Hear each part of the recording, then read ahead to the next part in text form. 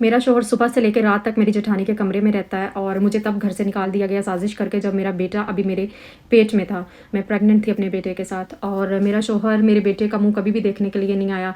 Even कि वो जब पैदा भी हुआ तो मेरा शौहर उसको देखने के लिए नहीं आया। मेरी शादी अगर मैं बताऊं तो मेरी शादी अपनों में हुई थी और मेरे शौहर मुझे शादी से पहले पसंद करते थे, तो एक्चुअली ये वन साइडेड लव था, लेकिन उन्होंने खुद ही रिश्ता भेजा था और फिर हमारी शादी हुई। लेकिन शादी के बाद मुझे पता चला कि मेरी सास जो थी वो मेरे शौहर की शादी मुझसे नहीं बल्कि अपनी भांजी से करना चाहती थी और वो भांजी जो थी उनकी वो मेरी जेठानी की छोटी बहन थी। तो इससे आपको पता चल सकता है कि मेरी सास और मेरी जेठानी शुरू से ही इस रिश्ते के हक़ में नहीं थी और उन्होंने शुरू से ही छोटी छोटी चीज़ें करके हमारे रिश्ते में दरार डालने के लिए साजिशें करना शुरू कर दी। और मेरे शौहर जो थे वो मुल्क से बाहर रहते थे, लेकिन मेरी सास और मेरी जेठानी जो थी वो छोटी छोटी बातों से उनके कान भरती रहती थी।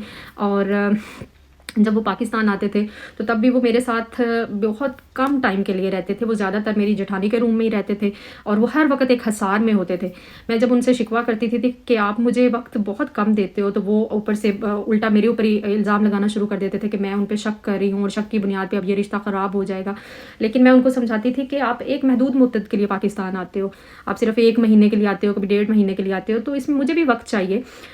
तो खैर ये चीज़ें फिर बढ़ती गई आहिस्ता आहिस्ता और उनकी साजिशें भी बढ़ती गई और मेरी ज़ात के ऊपर ये बहुत बड़ा जुल्म था कि मैं अपने शौहर का इंतज़ार करती रहती थी लेकिन वो मुझे कभी मुयस्सर ही नहीं था।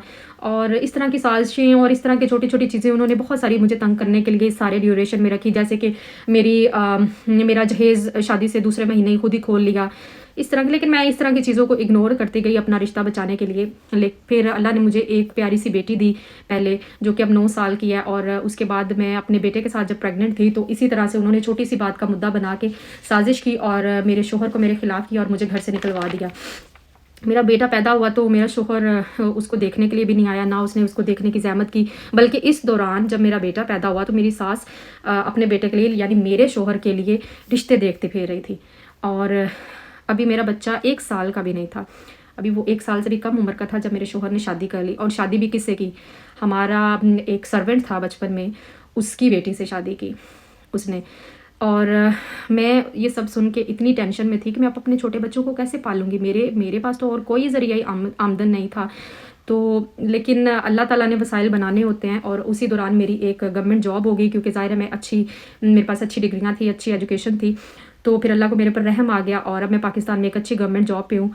तो अब मैं अपने बच्चों को खुद पाल पोस रही हूँ। मुझे सारे ड्यूरेशन में 1 रुपया भी नहीं दिया गया, ना मेरे बच्चों का खर्च दिया गया है। बल्कि मेरा हस्बैंड जो है वो अच्छा कमाता है और वो दुबई में अपने बच्चों और 2 बच्चे हैं उनके बच्चों और नई बीवी के साथ सेटल्ड हैं। लेकिन उन्होंने मुझे कभी भी बच्चों का खर्च नहीं दिया। और मैंने भी अब उनको तंग करने के लिए और अपने बच्चों का हक हासिल करने के लिए मैंने भी केस कर रखा है।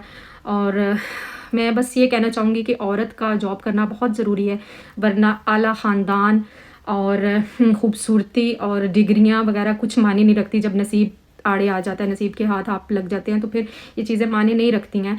तो अगर औरत ख़ुद मुख्तार होती है तो फिर उसके पास ऑप्शन ज़्यादा हो जाते हैं, वरना हर कोई आपको कॉम्प्रोमाइज़ का ही मशवरा देता है।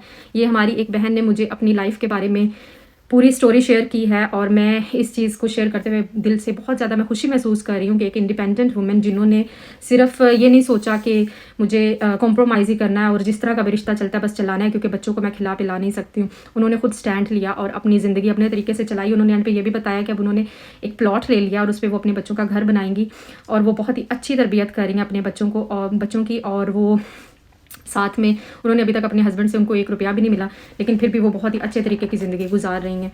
तो और ये सारी उन्होंने स्टोरी इस वजह से शेयर की थी कि वुमेन औरतों का जॉब करना या ख़ुद मुख्तार होना बहुत ही ज़्यादा ज़रूरी है। Thank you so much for watching.